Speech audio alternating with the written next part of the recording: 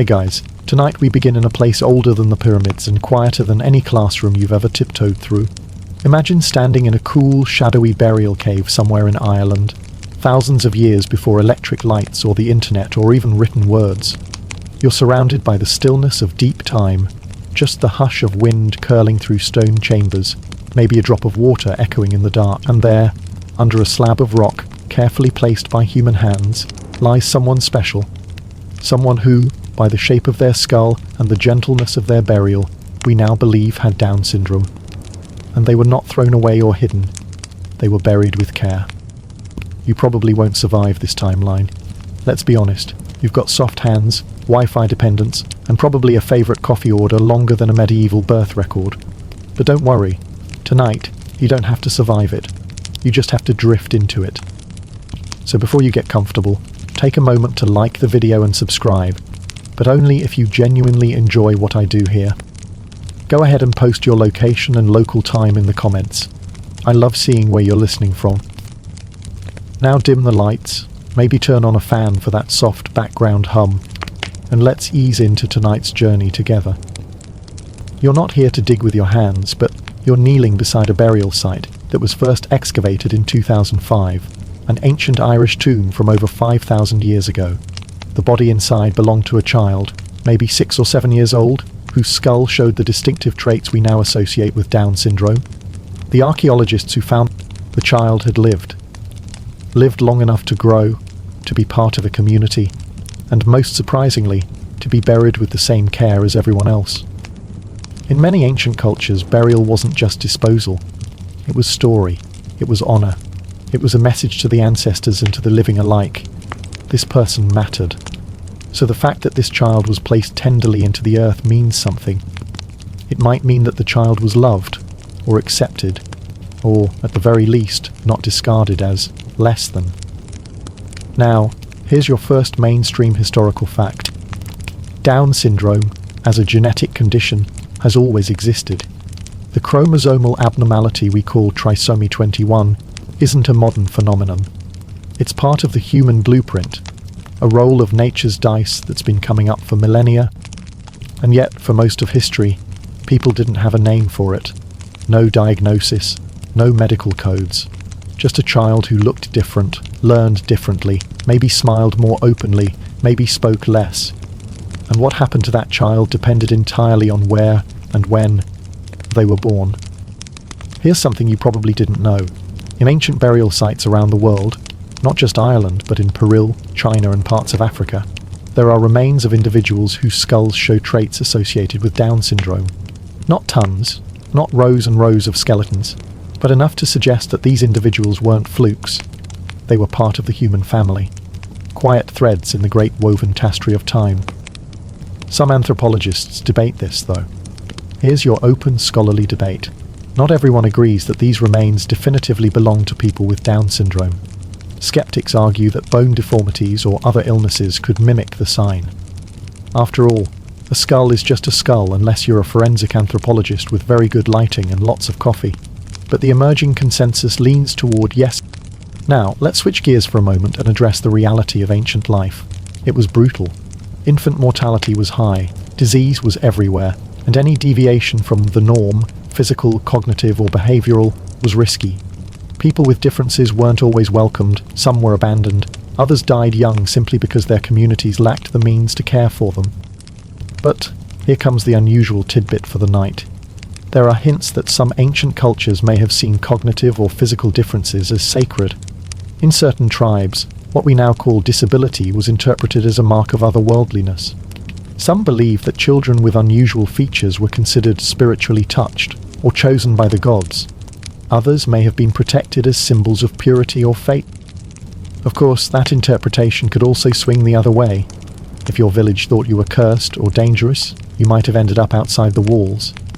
Figuratively and literally. History doesn't always pull punches, even when the people inside it are soft-hearted. Still, the fact that someone with Down syndrome was laid to rest respectfully 5,000 years ago should give us pause. It suggests that empathy, whatever form it took, existed even in those long-ago days of firelight and stone tools. Let's pull back from the dirt for a second. Imagine this child again. Maybe they were slower to speak, maybe they laughed often, maybe they had trouble with coordination or vision, but someone fed them, held them, protected them from wild animals and cold nights and falling into rivers. Someone thought they mattered. That's not nothing. In fact, that's everything. And while this might feel like a quiet beginning to our journey, it's also a hopeful one. Because in a world without modern medicine, psychology, or genetic testing, love still showed up. Not always, not everywhere, but often enough that we can trace its echoes through time. You reach out, in your imagination, to brush your fingers over the smoothed edge of the tombstone. No name carved there, no grand story told, but still, a life, a person, a child who was different, and who was honoured. You might be tempted to think of ancient people as cruel or cold, but remember, they had no iPhones, but they had hearts. They had rituals and lullabies and instincts, and sometimes those instincts whispered, "Protect this one. Care for them. They're ours." And that's where we'll pause tonight, just on the edge of this shadowed tomb, listening to the wind snake through moss-covered stones. In the next section, we'll wander into ancient Rome and Greece, where faces carved into marble might tell us more than textbooks ever could. But for now, breathe in the silence of prehistory. Someone was here, and they were not forgotten. You rise slowly from that ancient Irish tomb, brushing the imaginary dust from your knees, and let time peel away in layers. The burial stones melt into marble pillars, and the wild green countryside gives way to sun-bleached stone and olive groves. You're now standing in the Mediterranean heat, somewhere between a Roman villa and a Greek amphitheatre. The world smells of olive oil, fig trees, and sun-warmed dust. Welcome to the classical age, where philosophers argued in togas and artists carved eternity into stone. But you're not here to listen to Socrates drone on about virtue or to catch a chariot race. You're here to look for faces, specifically, faces that don't quite match the symmetry of idealized beauty. You're hunting through statues, mosaics, and frescoes, the clues of someone who might have had Down syndrome. And you might be surprised at what you find. In several ancient Roman mosaics and Greco-Roman sculptures, historians and art scholars have pointed out depictions of individuals with features that bear a strong resemblance to modern clinical characteristics of Down syndrome. A slightly flattened facial profile, epicanthic folds around the eyes, a short neck, and a small chin. One notable example is a marble figure known as the Dwarf with a Scroll, dated to the 2nd century CE. The figure has an unusually round face, almond-shaped eyes, and a serene expression.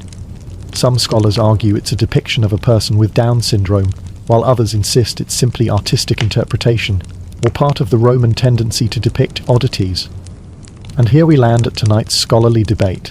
Are these classical artworks actually showing individuals with Down syndrome, or are we projecting modern understanding onto ancient art? Some scholars say yes, the features are too consistent to ignore. Others argue that the ancients didn't distinguish between genetic syndromes, deformities, and symbolic portrayals. They just captured what they saw or imagined. It's kind of like trying to diagnose someone from a blurry yearbook photo. You might see something familiar, or you might just see a soft chin and too much eyeliner. Still, let's go ahead and entertain the possibility. Imagine a Roman family, wealthy enough to commission a mosaic. Maybe they had a child who was different, gentler, slower to speak, with eyes that sparkled more than they focused. And maybe they asked the artisan to capture that child not as a mistake, but as they truly were. Wouldn't that be something? Here's your historical fact. The Greeks and Romans had categories for people they considered different or imperfect, often lumping them into general terms like morrow or idiots, which, believe it or not, is where we get the word idiot today. That one stings a little, doesn't it? But context matters. In the ancient world, that wasn't always a cruel sphere. Sometimes it just meant someone who lived outside the public sphere. Someone private, untrained, It wasn't always an insult.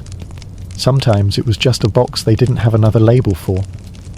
And yet, there's a fringe theory, here's your unusual tidbit, that some mystery cults and fringe religious groups in the Greco-Roman world may have revered individuals with disabilities. In particular, the cult of Cybele, an Anatolian mother goddess, often used eunuchs and holy fools in their rituals.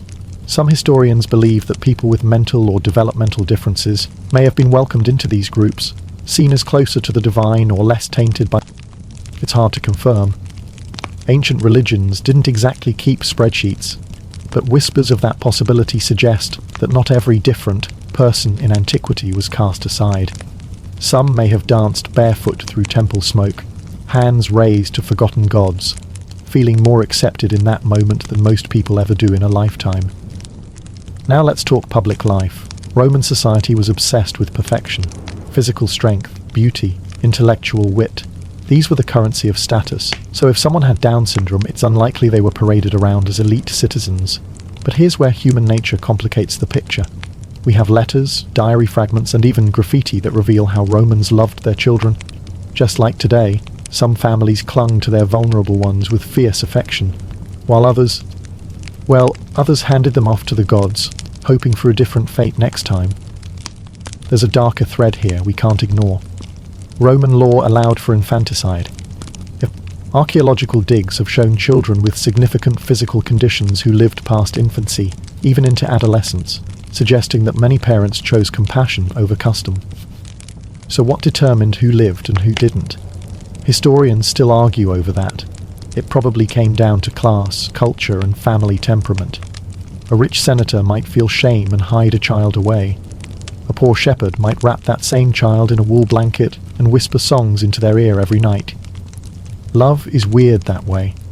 It shows up where you least expect it. Speaking of expectations, here's a modern joke to lighten the mood. If you time traveled to ancient Rome with a smartphone, the locals would probably think you were a wizard or a demon. But if you showed them Instagram, they'd probably just shrug and say, "Ah, more statues." Back to our story. Let's not forget that Greek thinkers like Hippocrates and Galen were already dabbling in early medical theories. They didn't know about chromosomes, of course, but they believed imbalances of bodily humours caused differences in behaviour and appearance. So if someone moved slowly or spoke with difficulty, they might be labelled melancholic or phlegmatic, a medical way of saying, well, something's off, but we're not sure what. That brings us to a thought experiment. What if someone like that lived quietly in a Roman household, helping with minor chores, laughing in the courtyard, mimicking birds, or weaving small baskets? What if they were seen not as defective, but as simply different? Not great at politics, maybe, but excellent at loving dogs or telling stories. Would we even know their name today? Probably not. But we might know their smile, carved in marble, smoothed by centuries of rain and time. And just like that, the light begins to fade. The sun sets over the forum, casting long shadows between broken columns. In the distance, a child laughs, and you imagine it might be someone who once walked this ancient world with Down syndrome, unrecorded, but not unloved. We'll carry that image forward as we leave the Mediterranean behind and step into the candle-lit stillness of the medieval world. But for now, let the echo of sandals on stone lull you. Let the faces in the marble keep their secrets a little longer. You're still on the journey. You're still safe. You feel the marble dissolve beneath your feet, and time slips again. Rome crumbles around you, and the age of philosophers gives way to the age of saints. The carved statues fade into shadow, replaced by crude wood, damp stone, and candlelit cathedrals. You're now deep in the medieval world, where most people can't read. Superstition thrives, and the line between miracle and madness is as thin as the parchment used by monks to copy holy ticks. Here, you won't find diagnoses or textbooks. What you'll find instead are stories.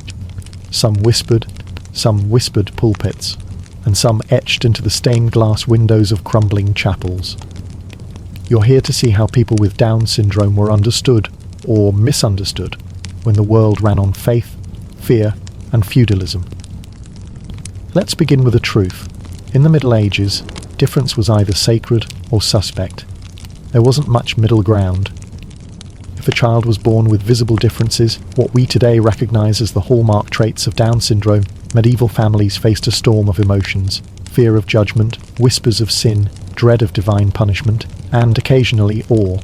Because depending on where you were and who you asked, a child like that might be seen as touched by God or marked by the devil. Now, here's your mainstream historical fact. The Catholic Church dominated European life from roughly the 5th to the 15th century, shaping how people interpreted everything from thunder to childbirth. Illness and disability were often viewed through a theological lens. Some believed these conditions were punishment for sin. Others thought they were opportunities to show charity, patience, or divine grace. So if a child was born with Down syndrome, a local priest might say it was a burden from God, or a miracle, or both. Talk about mixed messages. That brings us to the fringe tidbit of tonight's section. In some remote regions of Europe, especially in the Celtic fringes of Ireland and Scotland, folklore told of changelings, fairy children, swapped with human babies. And guess what? The descriptions of changelings often included traits like unusual facial features, speech delays, and developmental differences. Scholars today think some of these changeling stories may have been early cultural attempts to explain conditions like Down syndrome. Of course, the downside was that these stories sometimes led to tragic outcomes. Parents who believed their child had been swapped might try to force the fairies to return their real baby by leaving the changeling outside overnight, exposing them to fire or cold, or worse. It's grim stuff, but not universal. Some communities believed that changelings needed protection, not punishment. They might be kept indoors, shielded from prying eyes, and treated with cautious reverence. Because what if they were sacred? What if they were here to teach something? Now here's tonight's open scholarly debate. Were medieval people always cruel toward the disabled? Or are we projecting modern cynicism onto a more nuanced past? Some historians argue that records of abuse and neglect are overrepresented in surviving texts, while evidence of love and care were passed on through oral tradition or hidden in household rituals has simply been lost to time. Take, for instance, monastic infirmaries. Monasteries were some of the only places in Medieval world that offered ongoing care to those deemed unfit for work or warfare. Records show that some monks and nuns dedicated their lives to caring for innocents or simple ones. These could have included people with Down syndrome, especially those abandoned by families too poor or too scared to keep them. And here's a cozy image to hold on to. A boy with Down syndrome helping a monk stir a giant pot of barley stew in a Benedictine kitchen. The boy hums as he works, occasionally dribbling stew on his shoes, while the monk just smiles and pats his shoulder. There's no diagnosis, no therapy plan, just daily rhythms, warm bread, gentle patience. Now don't get too swept up in the kindness, because elsewhere in medieval courts and noble households, children with disabilities were sometimes kept as curiosities. Some lords believed that having a fool or natural in their court brought divine favour or, at the very least, entertainment. These individuals might be dressed in colourful clothes, made to dance or sing, and mocked gently or cruelly depending on the mood of the room. But before you write them all off as medieval monsters, remember this. Being a court fool was sometimes safer than being a farmer. Food was regular, clothes were warm, and in some rare cases, the fool was considered the soul of the court, a holy presence that kept pride in check. Again, weirdly complex. So how did regular villagers react to someone with Down syndrome? Well, picture this. A quiet hamlet tucked into a misty valley. Houses thatched with straw, sheep bleating in the distance. A child, round-faced, soft-voiced, wanders the dirt path with a stick in one hand and a crust of bread in the other. Some neighbours smile, others avert their eyes. A few mutter under their breath. But his mother loves him fiercely. She wraps him in wool at night and sings lullabies in a language no longer spoken. She doesn't have a name for what makes him different, but she knows he's hers. And here's a light joke to break the fog. If you told a medieval farmer that his son had trisomy 21, he'd probably say, "Aye, that sounds like a good field to plant barley." Let's talk language for a moment. The Middle Ages were full of euphemisms. People with Down syndrome would never have been called that, of course. The term didn't exist. They might be called holy innocents, simpletons, blessed fools, or just described in hushed tones. The labels weren't clinical, but they often carried emotional weight. One term that appears frequently in monastic writings is innocent, Latin for innocent one.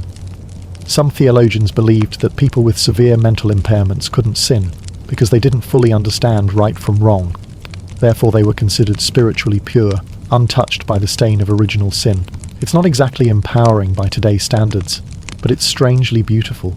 The idea that someone could live a full life and still go straight to heaven, no confessions required. And while we're talking about purity, let's return to art for a moment. In some medieval altarpieces, you can find small figures tucked into the edges, tiny angels or worshippers with rounder faces, wider set eyes. Could these be representations of people with Down syndrome? Some art historians think so. Others dismiss it as stylistic choice. But you, lying back now with the story unfolding like soft parchment in your mind, can wonder freely. After all, sleep is a good time for questions without answers. By the late Middle Ages, the Church began formalising care for the infirm. Alms were collected. Pilgrimages were encouraged. Families were told to love the least of these. Whether people followed through is another story, but the words were there, and that matters. So tonight, as we leave this chapter behind, take with you the smell of beeswax and parchment, the creak of wooden floors in a village cottage, the soft drumming of rain on a thatched roof, and imagine someone lying beneath that roof, staring into the firelight, humming to themselves as their mother braids their hair or stirs the soup. They were there. People with Down syndrome didn't appear with modern science. They've always been part of our story. Sometimes cherished, sometimes feared, often misunderstood, but never absent. In our next section, we'll step into the flickering world of folklore and hearth stories, where the history of Down syndrome isn't written in books, but whispered between generations. For now, let the candle burn low and let sleep draw near. The candle flickers once more, casting shadows against rough-hewn walls, and when it finally gutters out, you find yourself still in the Middle Ages, but not in a monastery or a noble estate. You're now in a small, smoky cottage, the hearth crackling softly, the scent of peat and turnip stool curling through the air. The walls are woven with stories. This is the world of folklore, of oral history, of what was remembered, even when it wasn't recorded. Tonight, you're listening for a different kind of history, one without parchment or footnotes. You're listening for the lives of people with Down syndrome who existed in the hush between the official record and the communal memory. The kind who didn't make it into scrolls or charters, but who left fingerprints on the hearts of those around them. Let's start with a child, round, weaked, bright-eyed and quiet. They live in a village that's too small to be on any map. Their mother gathers herbs, their father carves wooden spoons. And this child? They hum to themselves as they collect pebbles by the river. They don't speak much, but when they smile, it's the kind of smile that makes the village midwife pause, pull back their head, and say, "That one's got a bit of the fairy about them." Here's your historical fact for the night. Most rural communities in medieval Europe didn't keep written records of the daily lives of common folk. What we know about them, about their beliefs, their fears, their loves, we know through oral storytelling, seasonal rituals, and, much later, ethnographic research. And within those stories you'll often find mentions of characters who, in hindsight, sound like they may have had developmental condition, connectors who were slow but sweet, or quiet as dusk but good with animals, or blessed with the second sight. These weren't medical assessments, they were human descriptions. Now for your fringe tidbit. In the Basque regions of northern Spain, there were tales of gentilac, giant, gentle beings who didn't speak the language of men, but were said to live close to nature and understand the language of birds. Some folklorists believe these stories may have been inspired, at least in part, by people with developmental disabilities who were misunderstood and mythologicized. Whether that's true or not is debatable, but what's interesting is how often such beings are portrayed with kindness, not cruelty. And that brings us to tonight's scholarly debate. Some historians argue that the rise of romanticized folklore around simple or quiet characters in European peasant communities reflects a sort of cultural softening toward developmental differences. Others disagree, insisting that these stories served as cautionary tales or moral fables, not celebrations of neurodiversity. So which is it? Affection? Pity? Projection? Probably all three. But let's go back to the hearth. A grandmother is spinning wool. A child asks about the quiet boy who lives near the woods. And the grandmother replies, "Ah, that one's special. The birds don't fly away when he comes near. That means something." Is that a fairy tale? Or a fragment of truth? Maybe it's both. Let's lighten the mood with a soft chuckle. If medieval villagers had Facebook, there'd be a lot of posts that just said, "Anyone else's goat disappear again," and "The boy from the woods brought me rocks, again." 5 stars. So how were these individuals treated? The answer depends on dozens of variables: region, religion, family, weather, mood. Some children were accepted as part of the village rhythm. They might tend animals, gather herbs, or simply sit by the hearth stringing beads and humming. Others were isolated, seen as burdens or hidden from visiting eyes. People knew that strangers didn't always understand, and misunderstanding could turn deadly. Interestingly, some communities treated these children as weather seers or dream readers.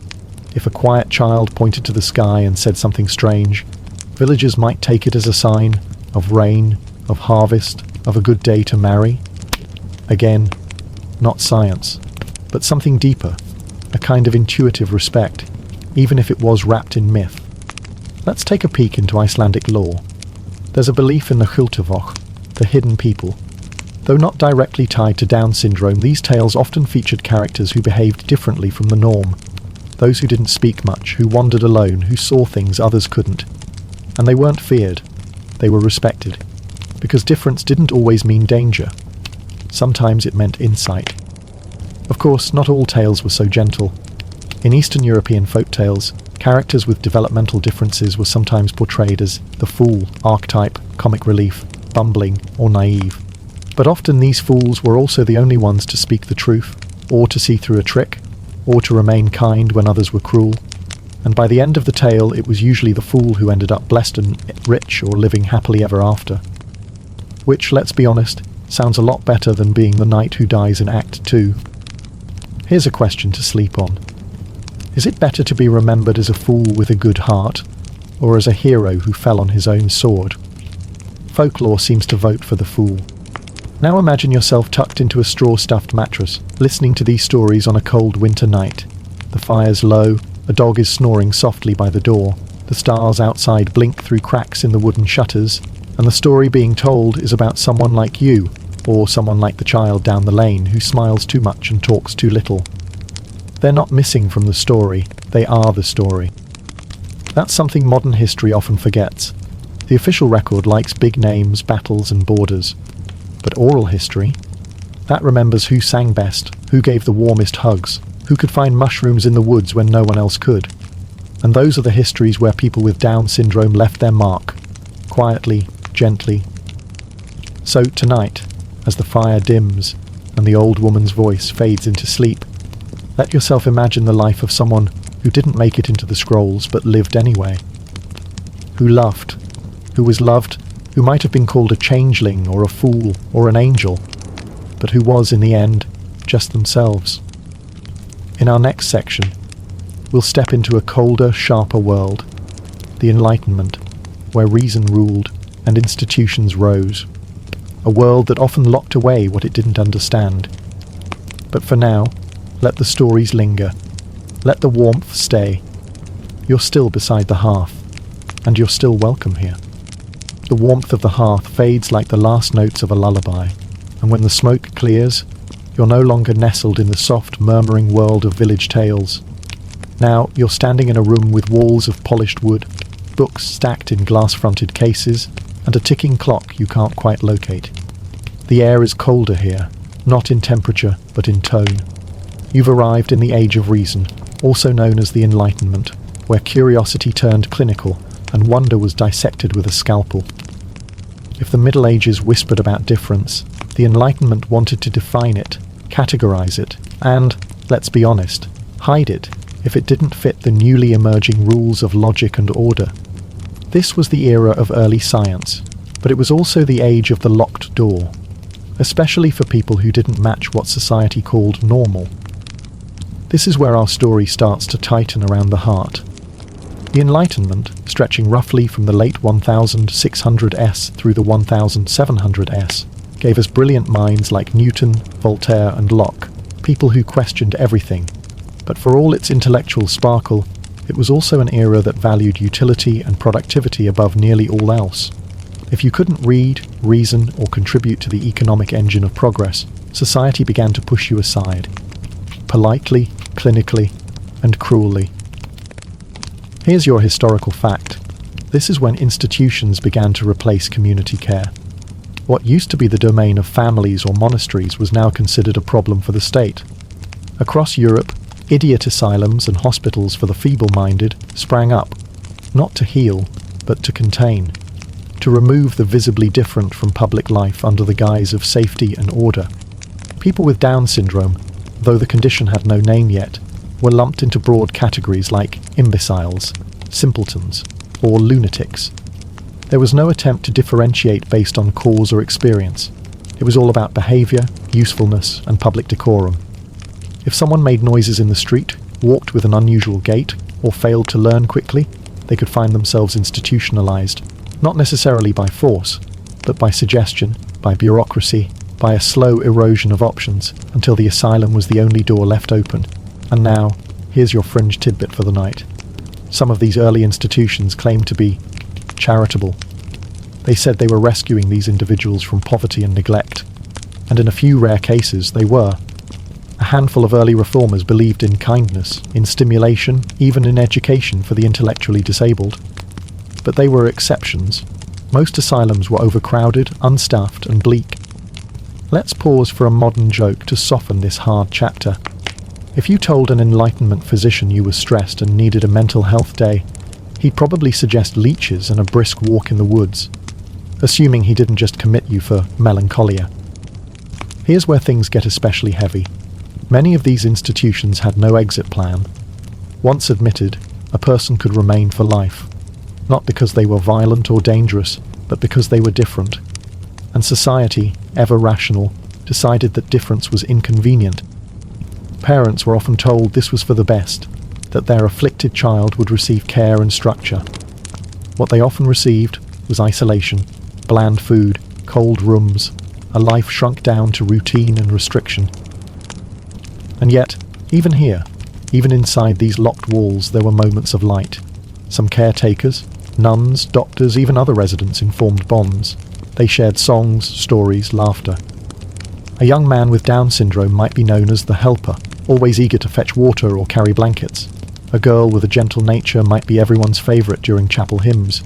Even within systems designed to erase individuality, people found ways to shine. Now, here's the scholarly debate. Did the Enlightenment's obsession with reason improve or harm how people with disabilities were treated? Some scholars argue that the rise of psychology and early medical classification laid the groundwork for future understanding. Others believe it stripped away personhood, reducing people to specimens on a chart. Probably both are true. It depends which side of the locked door you were standing on.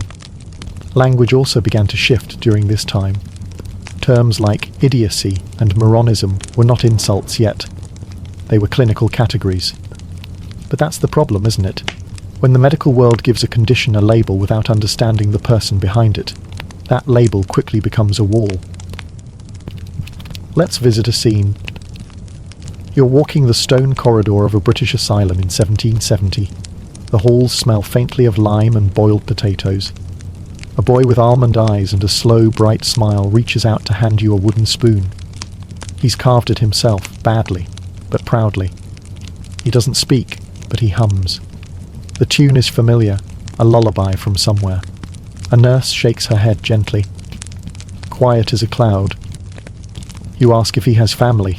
Not anymore, she replies, and then she moves on. Outside the asylum, the world was changing rapidly. Cities were growing, schools were opening, wars were being fought in the name of freedom and logic and law. But inside, in the silence of institutions, a quieter war was being fought, against misunderstanding, against invisibility. Still, not everyone accepted the system. A few families refused to hand over their children. Some raised them at home, teaching them how to cook, how to pray, how to tend chickens or gather herbs. These families didn't write books or give lectures, but they practiced something radical. Everyday inclusion. And that matters. Because even though society at large was building walls, some people still built bridges. Here's another small joke for comfort. If the Enlightenment had a slogan, it'd be, "We can explain everything, except feelings." And oh, how those feelings still leaked through.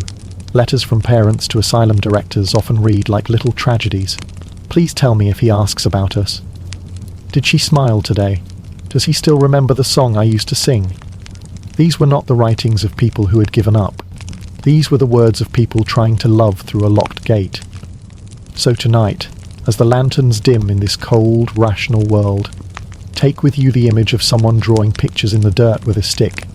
No voice, no diagnosis, but presence. And presence is powerful, even when ignored. In the next section, we'll meet a man whose name still defines the condition, but whose story is as complex as the times he lived in. Dr. John Langdon Down enters the scene, and so do new names, new labels, and new misunderstandings. But for now, step away from the barred windows, let the clock keep ticking, let the reason fade into something softer. You're still here, you're still listening, and that, in itself, is an act of care. You walk away from the echoing corridors of Enlightenment-era asylums and find yourself in the foggy streets of Victorian England. Gas lamps flicker like tired fireflies, horses clop rhythmically over cobblestones, and a thin drizzle moistens everything from chimney smoke to bonnet strings. It's the mid-1800s now, and science is beginning to wear a top hat. This is a world of invention and order. Steam engines roar, telegrams click through wires, and people believe that with the right system, everything. Tonight, you're about to meet the man who gave Down syndrome its name, Dr. John Langdon Down. Now, to be clear, he didn't have Down syndrome, but he did something very human and very Victorian. He saw a pattern, named it after himself, and then tried to build a box around it. But let's back up. Dr. Down wasn't some cartoonish villain with a pocket watch and a cold heart. In fact, quite the opposite. He was, in many ways, a pioneer of compassion. In 1858, he became the medical superintendent of the Royal Earlswood Asylum for Idiots, a place that, despite its grim name, was at the cutting edge of care for people with intellectual disabilities. Down walked into that institution. Here's your historical fact. Dr. Down believed that individuals with intellectual disabilities, especially children, deserved kindness, structure, and education. Revolutionary for his time. He introduced activities, routines, even art classes. He fought against physical punishment and believed that a clean environment could uplift the spirit. In a world that still thought chaining people to walls was acceptable therapy, that was a big deal. And it's in that environment, surrounded by children with diverse developmental profiles, that Down began to notice something. Some of the children had a similar appearance. In 1866, Dr. Down published an essay titled Observations on an Ethnic Classification of Idiots. Yes, you heard that right. Let's address the problematic elephant in the room. Down classified children with what we now call Down syndrome as belonging to the Mongoloid ethnic group. Here comes your scholarly debate. Was Dr. Down a product of his time, or should we judge his terminology by today's standards? Most historians say both. His observations, while medically insightful, were tangled up in the 19th century pseudoscience of racial typology, a system that ranked people based on physical traits and imagined hierarchies. He wasn't trying to insult anyone, but by equating genetic difference with racial, he inadvertently introduced a term that would hurt people for generations. And yes, that's your fringe tidbit tonight. For nearly a century after Dr. Down's paper, people with Down syndrome were commonly referred to as Mongoloid idiots. Even medical journals used the term well into the 20th century. It wasn't until 1961. Yes, 1961. Ironically, Dr. Down never asked for the condition to be named after him. Science just sort of handed him the legacy without asking first. Let's take a breath. This part of the story is complicated. On one hand, Dr. Down's work helped the world recognize Down syndrome as a specific condition, not just a vague effect. On the other hand, his language reinforced harmful stereotypes that would linger for decades. Still, he was trying. He didn't see these children as burdens. He saw them as individuals, worthy of attention, education, and even beauty. Let's peek into the Normansfield House, a private institution Dr. Down later founded for higher functioning individuals with intellectual disabilities. It was part school, part sanctuary. Children there learned crafts, gardening, and basic academic skills. There was even a theatre where they put on performances, the corner's instruments, the whole thing. Imagine a girl with Down syndrome playing the tambourine in front of proud families, while someone's aunt cries softly into her gloves. That happened. It's recorded. Now for a light joke, because we've been knee-deep in heavy. If Dr. Down were alive today, he'd probably be horrified to find out that people argue about whether his name should be capitalized. Down syndrome or Down syndrome. Gamcar can't escape the controversy. Back to the story. One of the oddest things about Dr. Down's original writing is how affectionately he describes the children. He writes about their smiles, their gentleness, their mimicry. He even refers to them as some of the most lovable patients he encountered.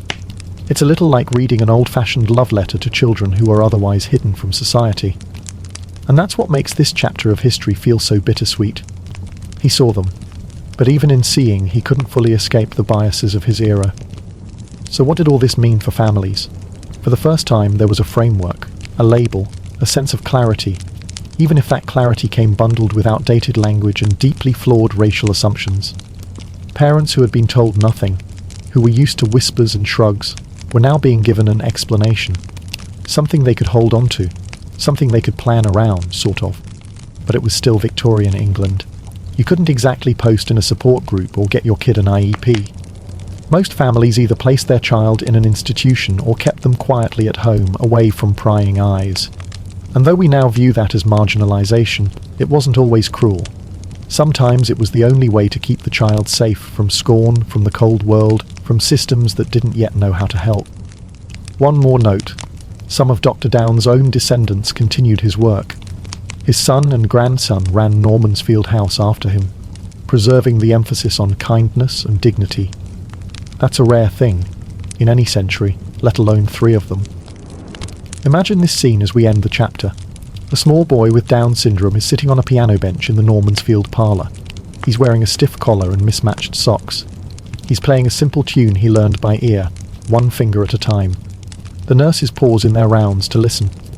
Dr. Down stands by the window nodding slightly, arms crossed on his back. The rain taps gently on the glass. This moment doesn't make it into the textbooks, but it happened. Somewhere, in the fog of time, it happened.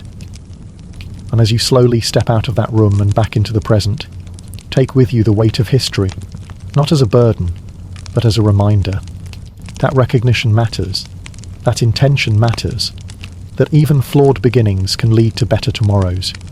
In our next section, we'll step beyond Europe and look at how Down syndrome was interpreted in non-Western cultures, and how colonialism shaped the global narrative.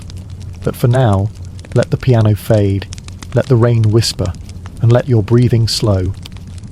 You slip away from the quiet elegance of Normansfield House, and now the world begins to stretch out, wide and unfamiliar. You're no longer in England, no longer wrapped in lace curtains or stiff academic prose. You're gliding over oceans, across deserts and jungles, into temples, villages, and remote mountain paths. This is not the world of Dr. Down. This is the world before Western science tried to explain everything. And now we look through a broader lens. How did cultures outside of Europe entreat those we now recognize as having Down syndrome? You're drifting into the global tapestry of human difference. And here, the stories don't come from textbooks, but from ancestral memory, oral traditions, and whispered reverence. Let's start in East Asia. In parts of ancient China, difference was often interpreted through the lens of balance, yin and yang, harmony and disharmony. Some traditional texts speak of children born with unusual faces or gentle souls who seem to carry the softness of the moon. While there is no explicit record identifying Down syndrome, some descriptions seem eerily familiar. These children were sometimes thought to be the reincarnations of kind spirits or celestial visitors. In poor communities, they might have been seen as a burden, but among the devout, they were sometimes protected as gifts from the heavens. Here's your historical fact. In traditional Chinese medicine, physical and cognitive differences were attributed to imbalances in the body's life force, or qi. Treatment focused on restoring harmony, not curing abnormality. There was no genetic testing, no institutionalization, but there was often a role for the child within the family, even if it wasn't celebrated publicly. Now for a fringe tidbit.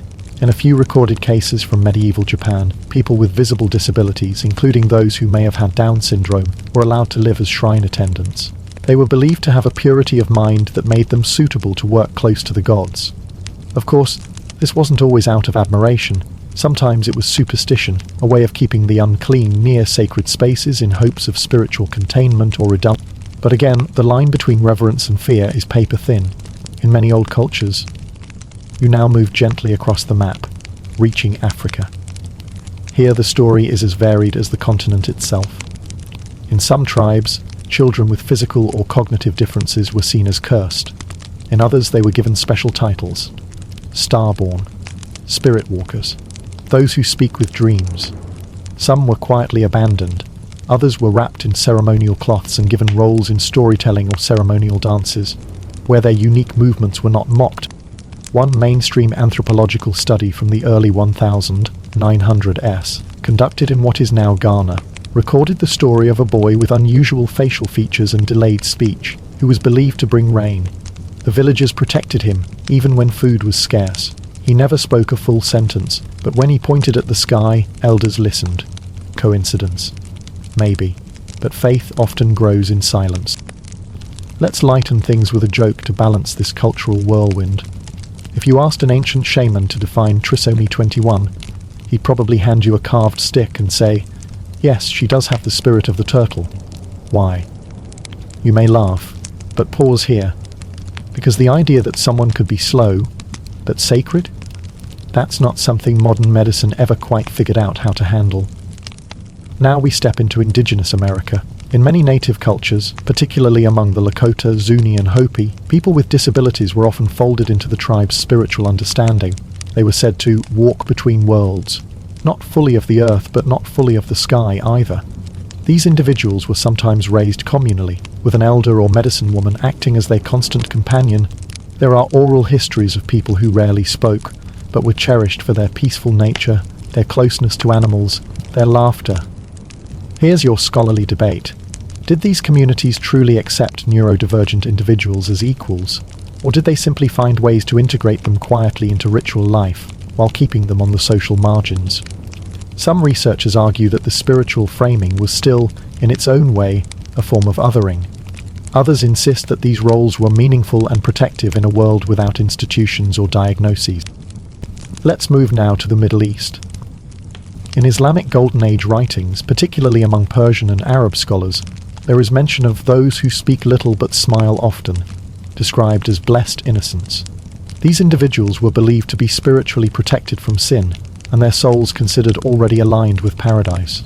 While not a medical recognition of Down syndrome, it suggests a worldview where cognitive difference was not immediately linked to deficiency or danger. In traditional Jewish communities across Eastern Europe, there's also a long history of treating children with disabilities as tamim, pure. Some Hasidic traditions even taught that such souls were closer to the divine because they had less veil between themselves and God. Families would often keep such children within the home, protected but included. And when asked why the child didn't speak or learn the way others did, a rabbi might say, "Because he already knows the prayers we haven't learned yet." Let's pause here. Breathe that in. Imagine the entire world, not as one map, but as millions of tiny hearths, each with a child sitting quietly by the fire. And depending on where that fire burned, that child might be called cursed, or chosen, a burden or a blessing, sometimes both, sometimes neither. What colonialism did, more than anything, was flatten those hearths into a single worldview. As European empires expanded, so did their medical systems, their institutions, and their assumptions about what normal looked like. And so, Down syndrome was swept under that colonial rug, refined, renamed, reclassified. Local understandings were replaced with imported diagnoses, often enforced by missionary hospitals and government programs that sought correction rather. Here's your open debate of the night. Did colonization erase compassionate cultural approaches to disability, or did it bring a structured system where none existed before? Historians and anthropologists have argued both sides, often passionately. The truth, as usual, lies somewhere between heartbreak and hope. And yet, resistance survived. In rural corners, people kept calling their children blessed, even when the state labelled them impaired.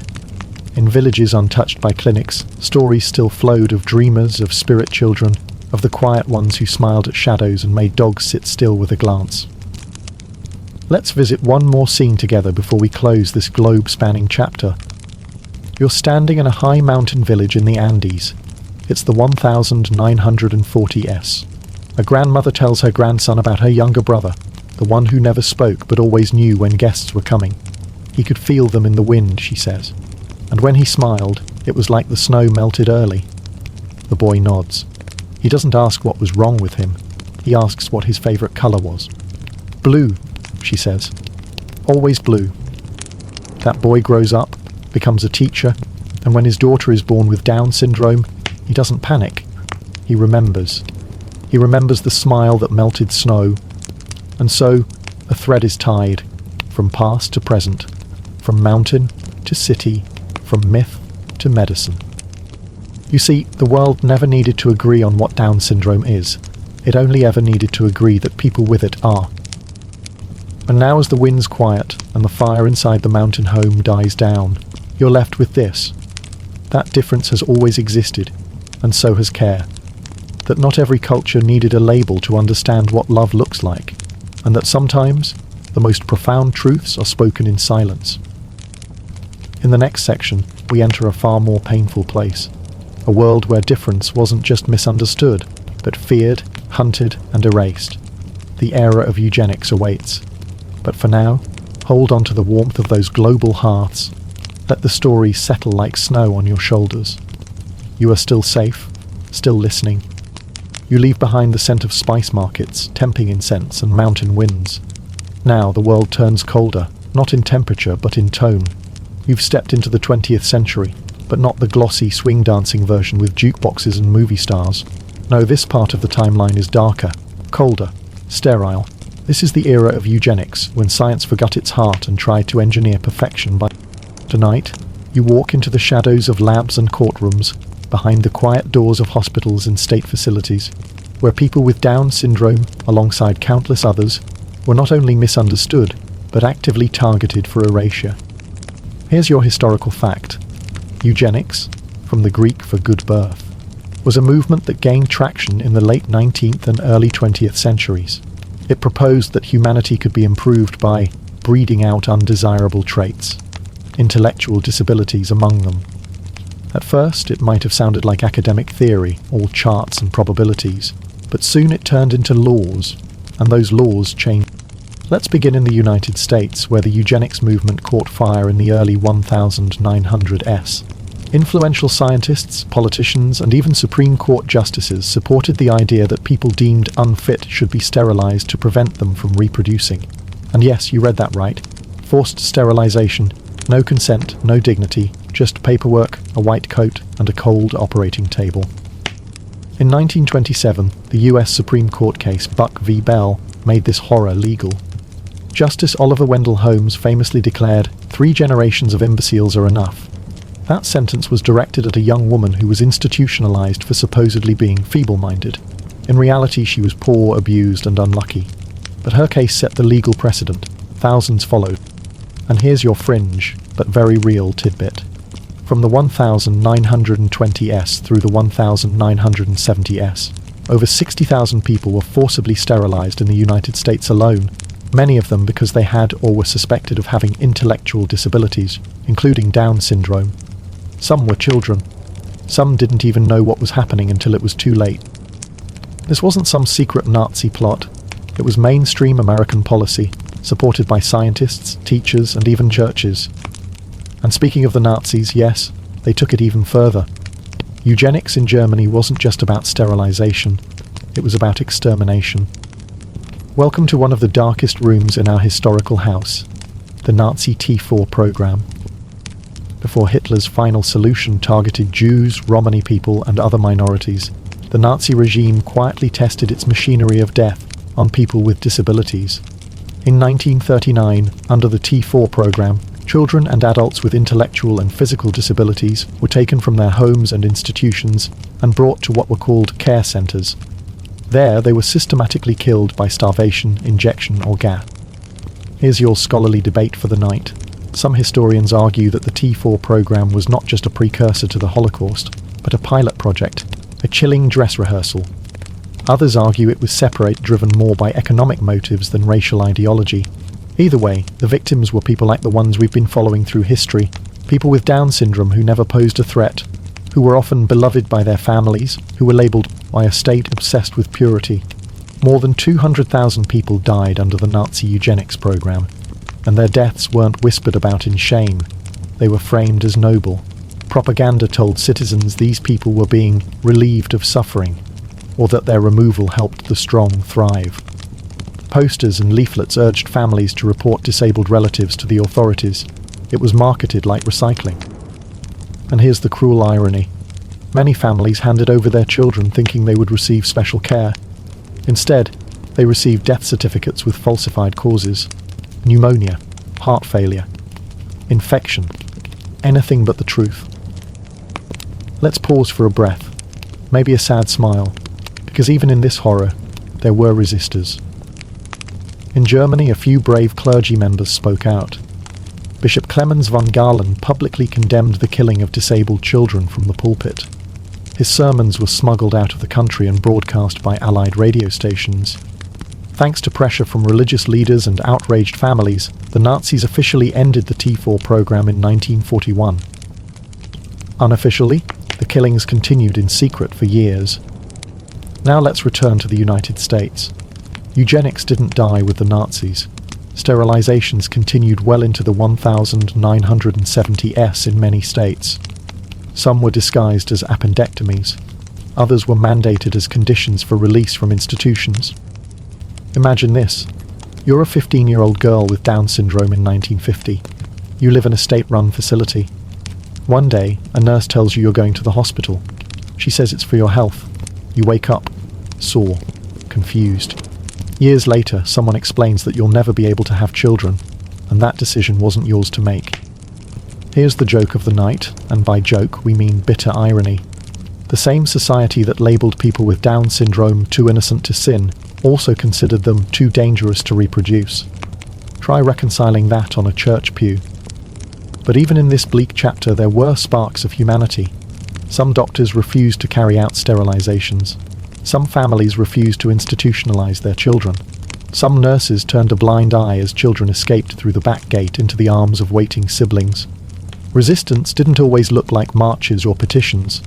Sometimes it looked like one person saying no when everyone else said, "It's policy." By the late 1970s, legal challenges and changing public attitudes finally began to unravel the eugenics movement. But the scars remained. Here's a name you should know, Leilani Muir. In 1995, she became one of the first people to publicly sue the Canadian government for having sterilized her without consent. She won. Her case helped expose the full scale of eugenics programs in Canada, another nation that, like the US, had quietly sterilized thousands of people with intellectual disabilities. Her testimony, chilling, brave, and necessary.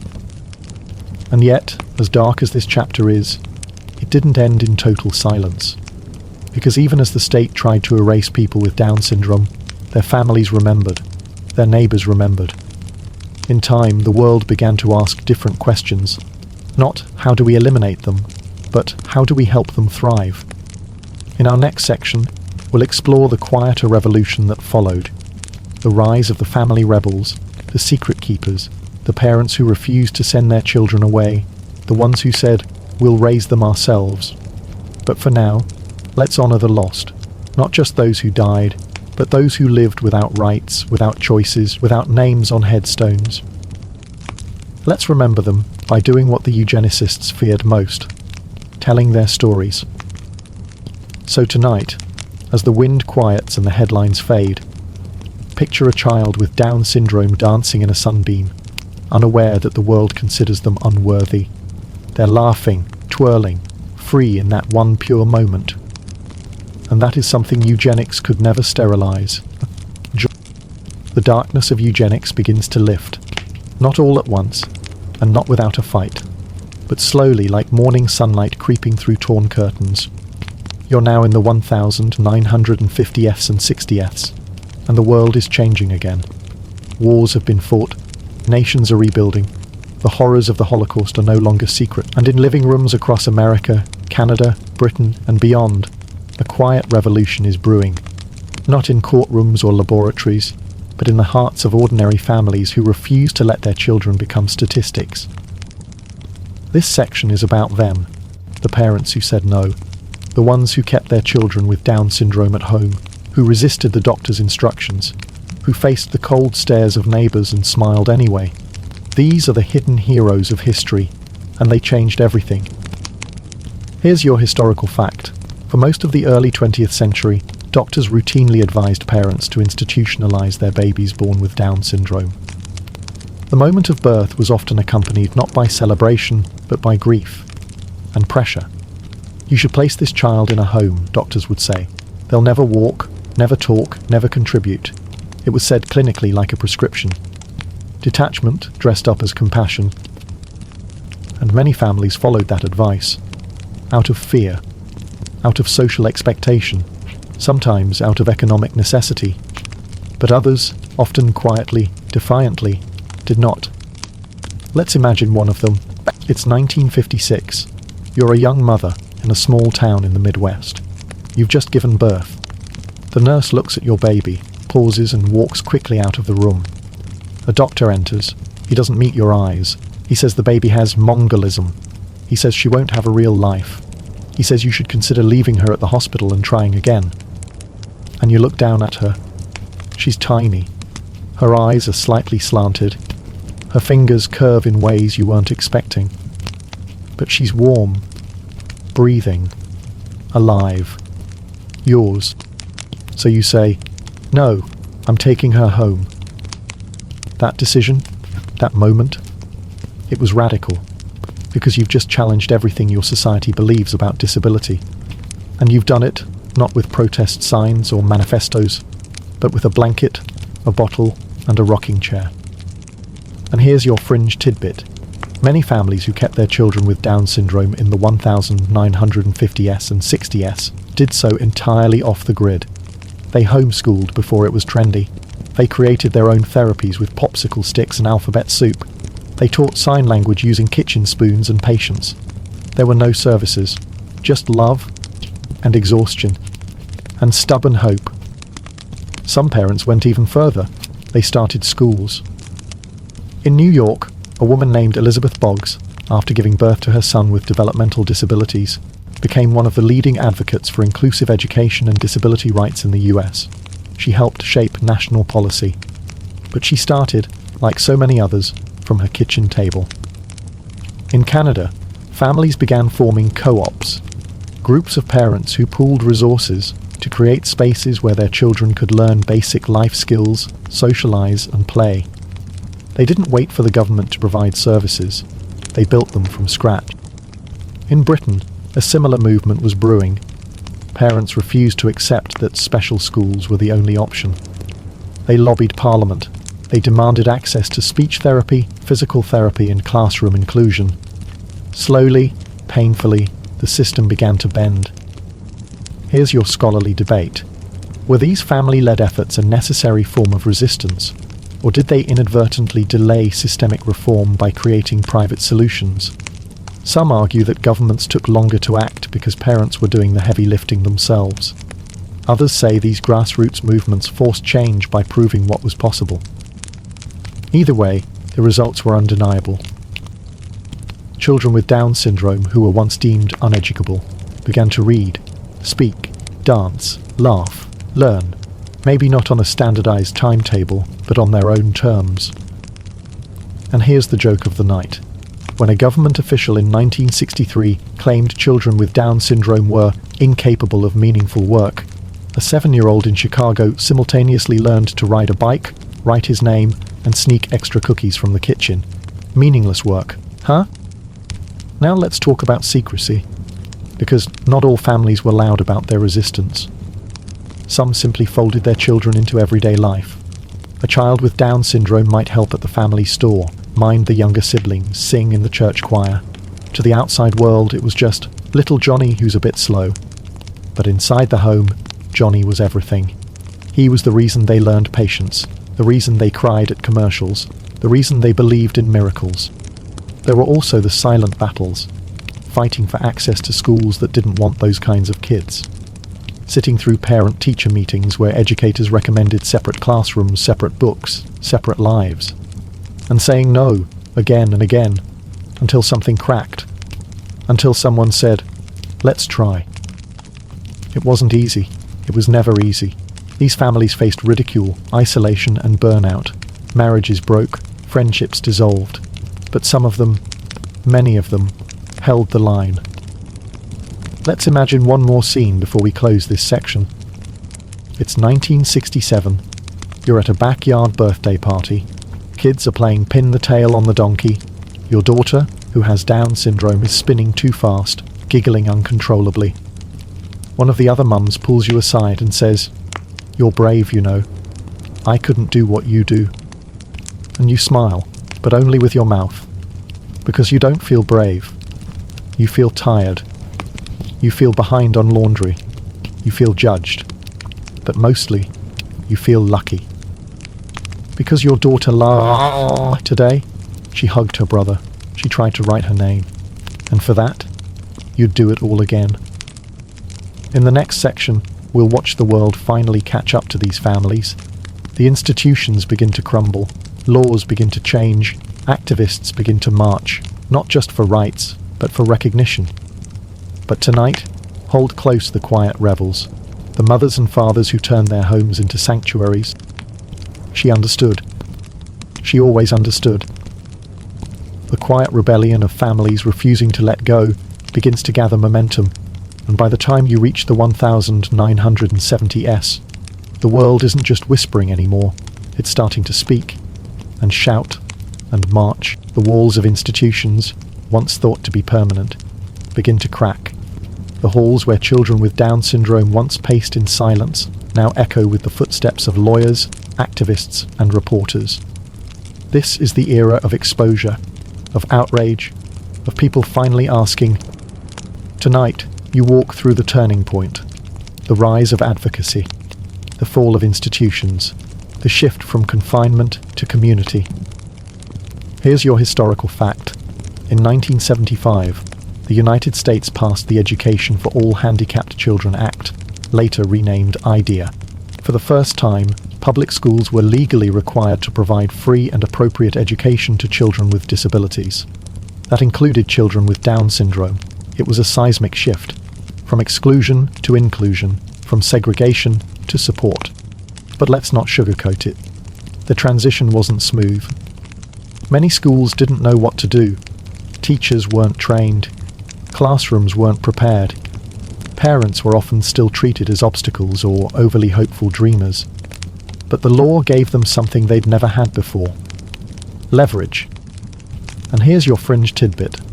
Some of the earliest legal battles for inclusive education were waged not in courtrooms, but in PTA meetings and school board votes. Parents would bring photos of their children, report cards, finger paintings. They would say, "See, my child is learning, my child is trying, my child belongs."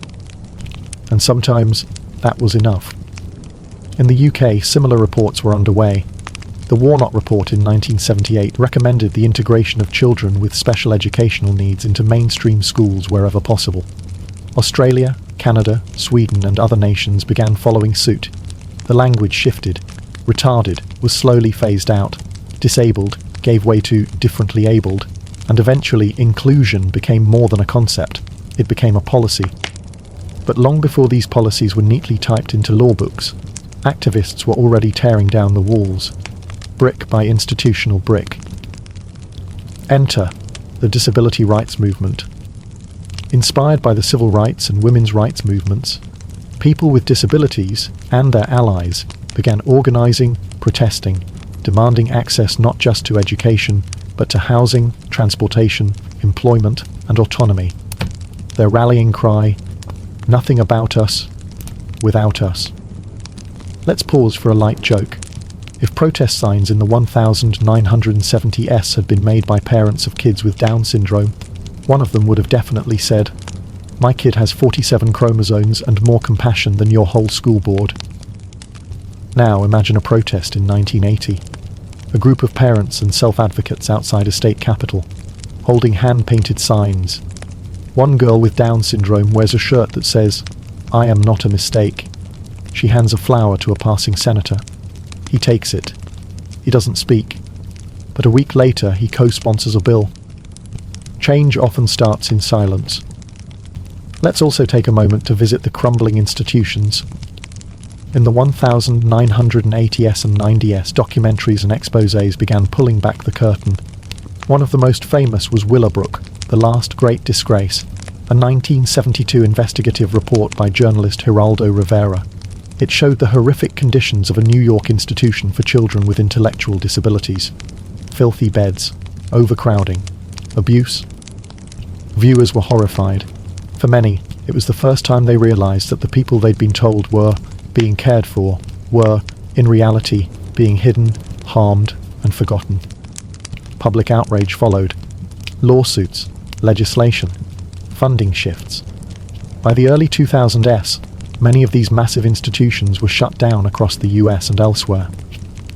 In their place, group homes, supported living arrangements, programs designed to integrate, not isolate. And here's your scholarly debate. Were group homes truly better? Some experts argue they simply recreated the same problems on a smaller scale. Others believe they were a necessary step toward true independence. Either way, the people inside them, many with Down syndrome, finally had access to something they'd never had before. Let's meet one of them. Her name is Emily. She's 24, lives in a small group home with 3 other young adults, and works part-time at a bakery. She takes 2 buses to get there. She knows every driver's name.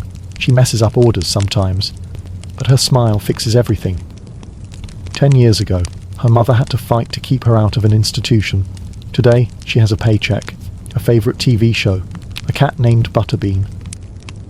Emily is not a miracle. She is a person. She always was. But now the world is finally seeing her.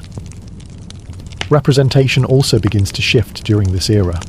In the 1990s, actors with Down syndrome begin appearing on television.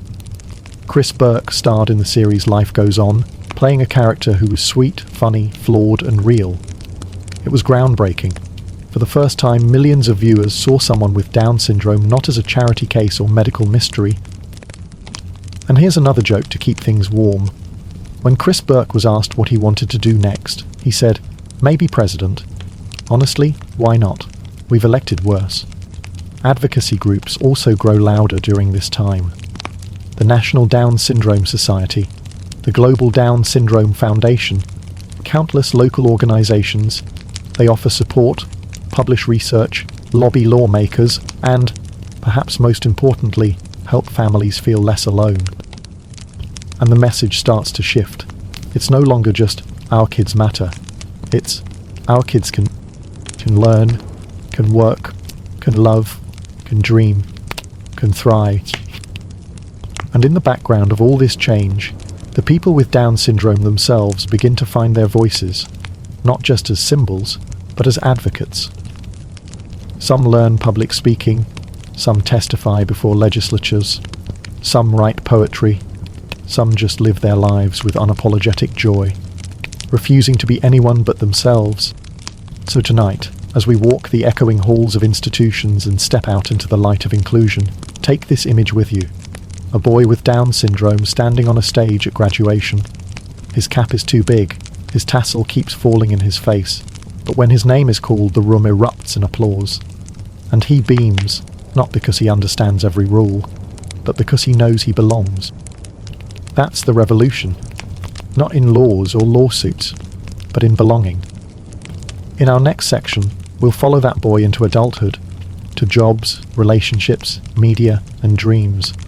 Because inclusion didn't stop at the schoolhouse door, and the journey to acceptance doesn't end with a diploma. But for now, let the applause ring softly in your ears. Let the protests fade into candlelight. You are still listening, and that means the story is still alive. The applause echoes long after the diploma is handed out, and as the stage lights dim and the folding chairs are packed away, a new chapter begins: adulthood. This is the part of the story most people don't talk about. We celebrate the child with Down syndrome who learns to speak, who makes it through elementary school, who stars in the class play. But what happens after? What does life look like when the spotlight fades and the rhythm of adult life begins? Tonight, we step into that quiet, powerful space, the world of adulthood, independence and identity for people with Down syndrome. A world full of small victories, unexpected barriers, and deeply ordinary joys. Let's start with your historical fact. By the early 2000s, life expectancy for individuals with Down syndrome had increased dramatically. In the 1950s, most children with Down syndrome didn't live past the age of 15. Today, many live well into their 60s, with growing numbers reaching their 70s. Medical advances, improved social conditions, and most importantly, greater inclusion, have reshaped what it means to grow old with an extra chromosome. This means something revolutionary.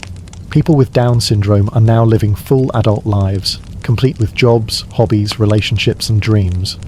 But that's where things get tricky. Because while the law may guarantee access to school, adulthood is not automatic. The systems for support, employment, housing, healthcare often lay behind. Families step into a confusing maze of paperwork, policies, and waitlists. Services vary wildly by region, and while the language of inclusion is everywhere, the actual structures often leave individuals and their families hanging in the void between graduation and... Still, let's visit someone who's carved out a life anyway. His name is Javier. He's 33. He works 3 days a week at a grocery store in Madrid, where he bags produce and helps elderly customers with their carts. He lives in an apartment with his cousin, who helps manage his schedule and rides the bus with him when the weather's bad. Every Wednesday night, Javier goes salsa dancing at a community centre. He wears cologne. He has a crush on a girl named Lucia, who works at the flower shop. He is not a symbol. He is not a pity story.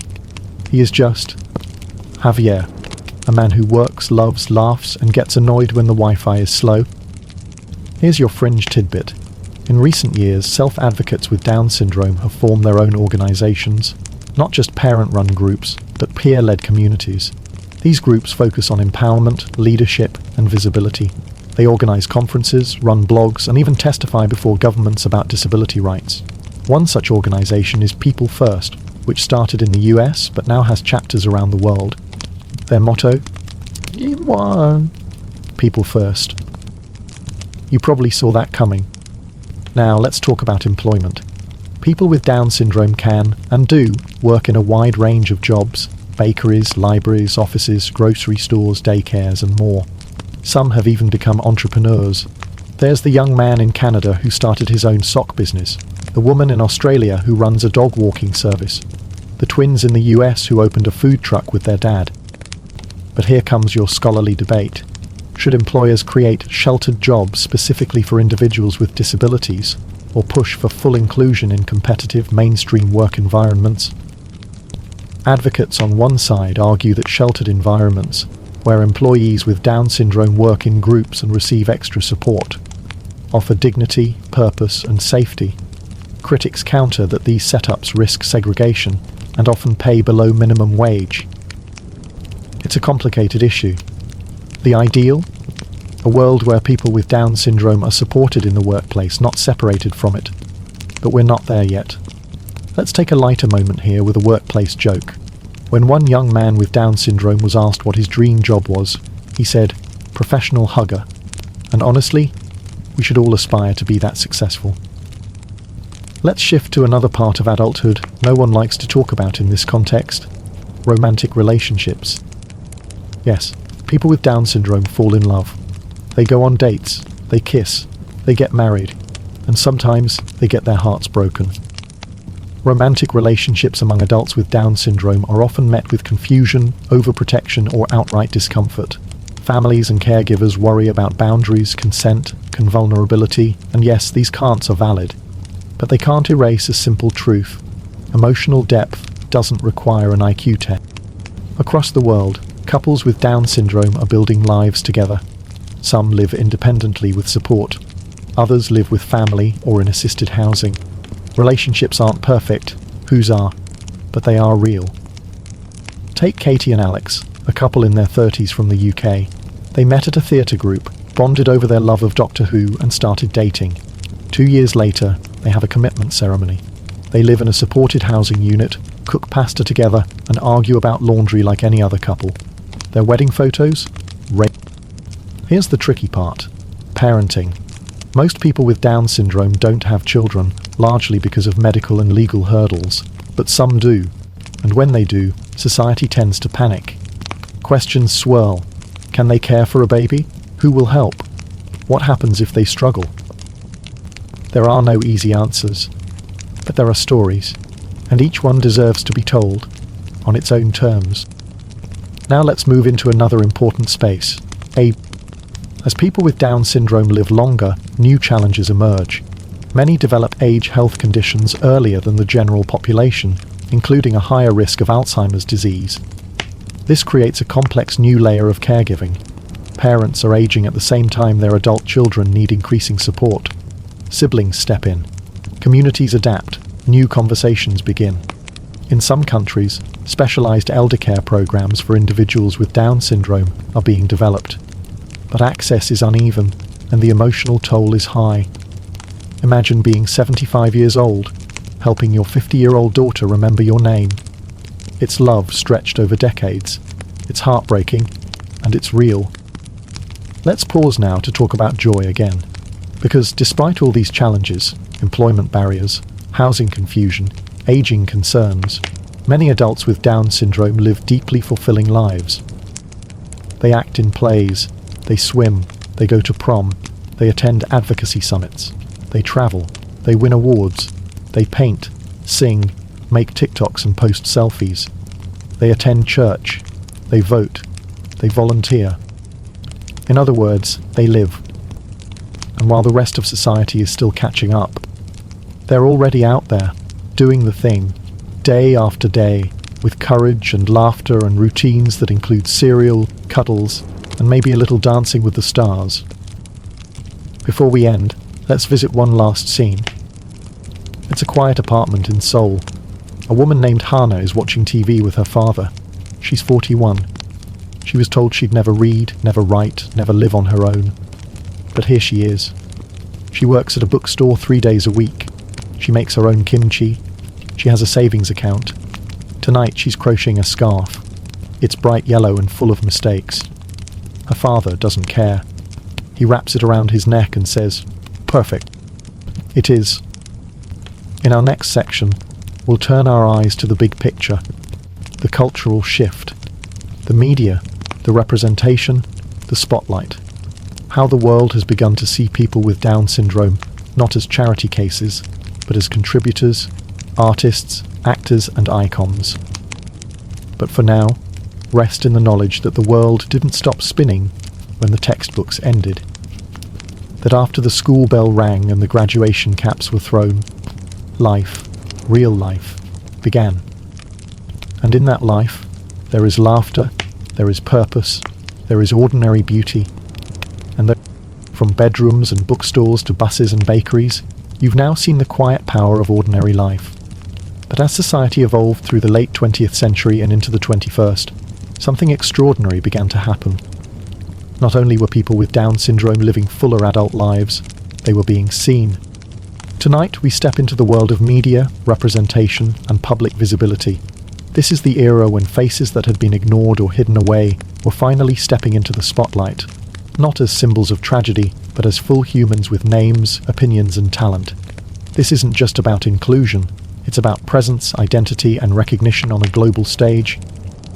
Let's begin with your historical fact. In 1989, American television made history with the premiere of Life Goes On, a family drama that featured actor Chris Burke, who has Down syndrome, in a leading role as Corky Thatcher. It was the first time a major network placed a character with Down syndrome at the centre of a primetime show, and not as a fully developed character with humour, struggles, friendships, and story arcs. It was, in a word, revolutionary. Chris Burke became an icon almost overnight. He went on talk shows, spoke at conferences, and became a spokesperson for the National Down Syndrome Society. His catchphrase? It's not disability, it's ability. It might sound simple now, but at the time, it echoed like thunder. But even before Burke, there were others.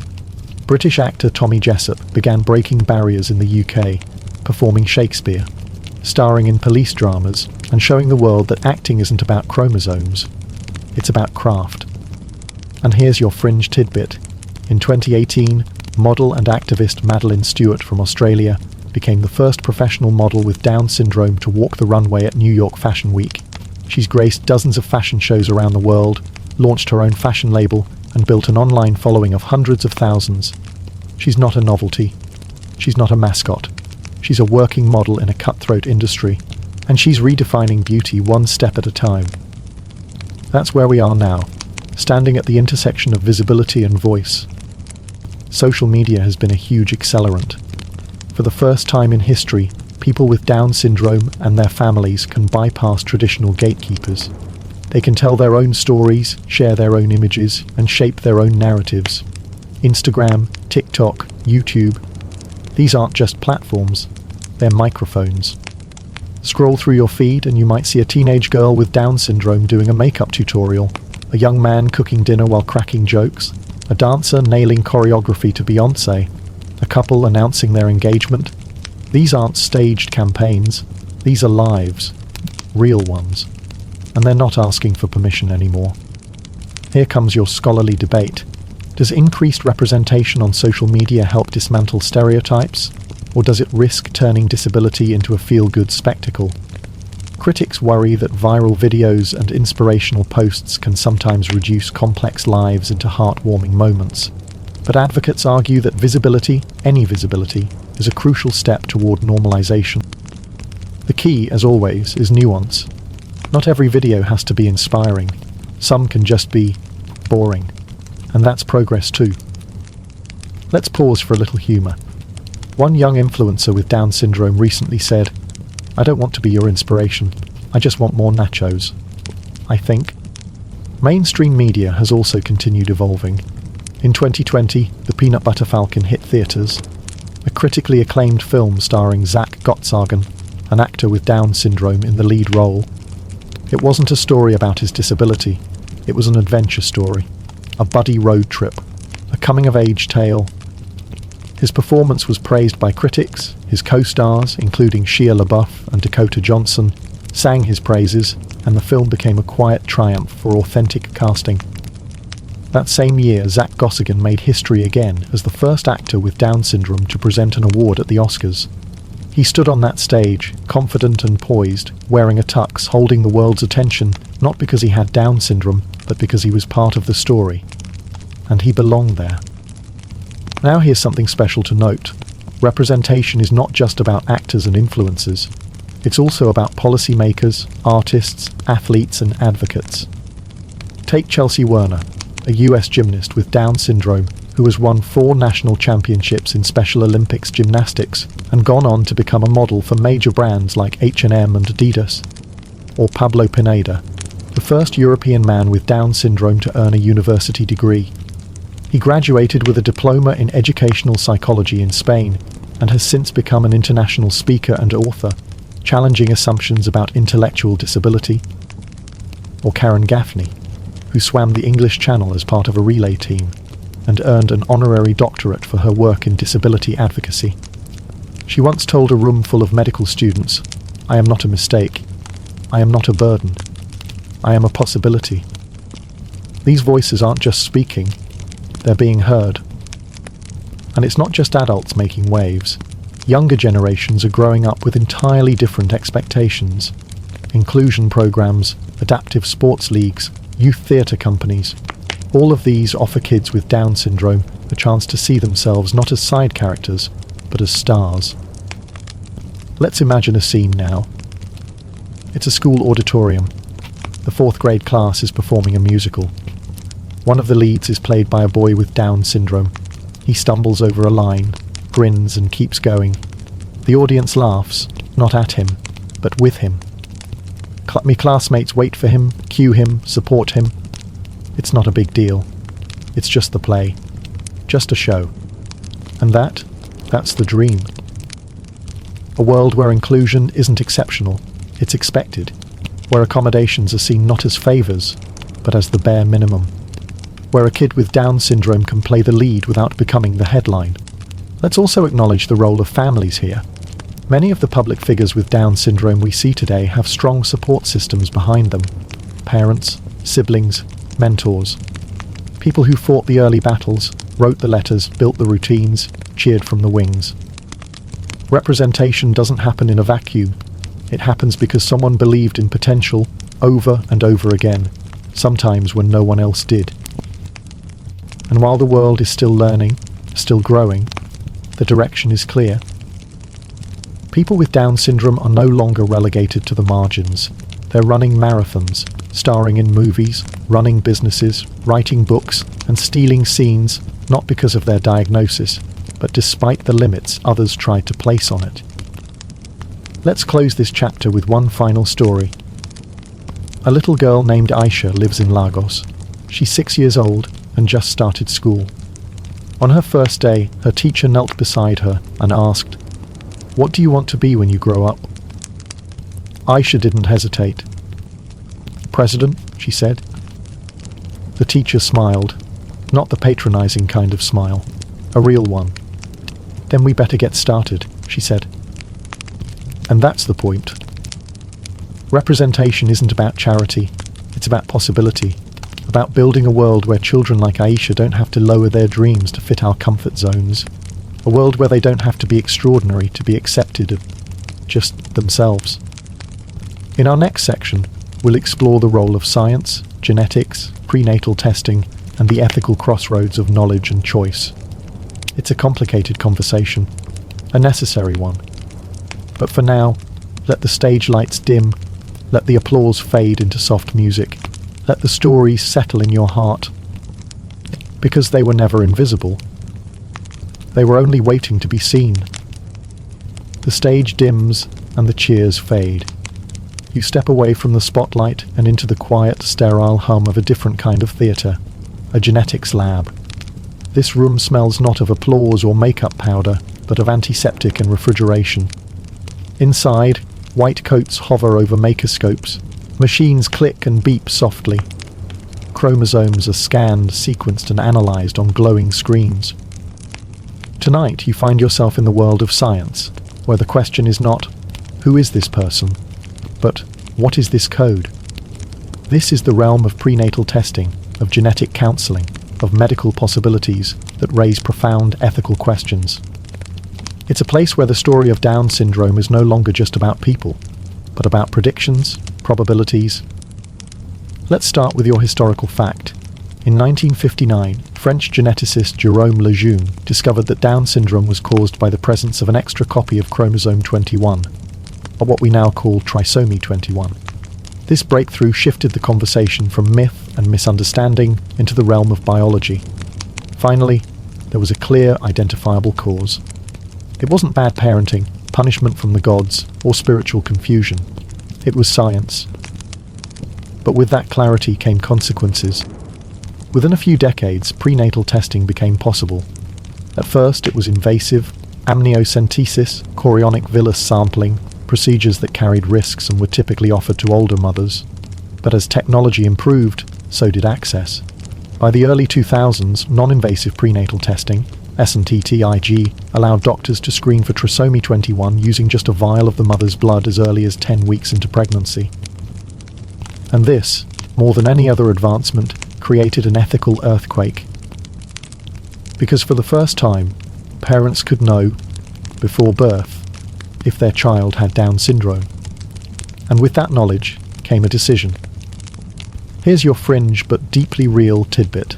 In some countries, the vast majority of pregnancies where Down syndrome is detected end in termination. Iceland, for example, reported nearly 100% termination rates in recent years. Denmark, over 95%. France and the UK, similarly high. Even in the United States, where attitudes are more diverse, the rate hovers between 65% and 75%. This raises the question no one wants to ask out loud. What does it mean to live in a world where a diagnosis often leads to disappearance? That's where your scholarly debate enters, because this isn't a simple story of right and wrong. This is about autonomy, choice, societal pressure and perception. Some argue that offering this information empowers women, helps families prepare, and avoids unforeseen burdens. Others say the very availability of this testing sends a message that some lives are more desirable than others. And here's where the tension gets real. Families of people with Down syndrome often report feeling isolated in this discussion. On one hand, they don't want to tell other families what to do. On the other, they know, deeply and personally, that what the medical system sometimes frames as a defective is also their child's smile, laugh, and existence. Imagine being handed a diagnosis and no hope, just statistics, risk percentages, a phone number to a termination clinic. That's the experience many parents report. So let's talk about how the information is presented, because studies show that the way doctors and genetic counselors frame a diagnosis has an enormous impact. If they use negative language, your baby suffers from, your baby has been severe impairment, parents are more likely to terminate. If they use balanced, factual language, this means your baby will have Down syndrome, which can present developmental challenges. But many people with this condition live happy and meaningful lives.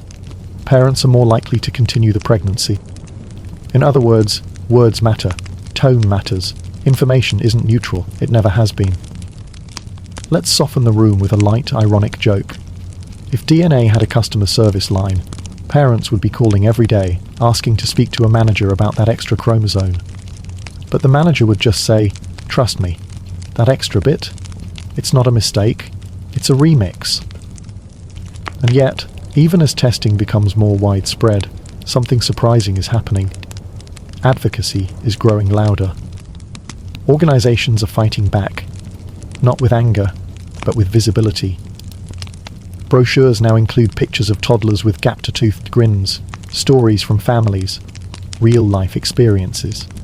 Some hospitals now offer welcome packages for parents who receive a Down syndrome diagnosis, filled with resources, contact info, and, most importantly, one US initiative, Lettercase, distributes beautifully crafted booklets called Understanding a Down Syndrome Diagnosis, written in plain language, including perspectives from parents, doctors, and adults with Down syndrome themselves.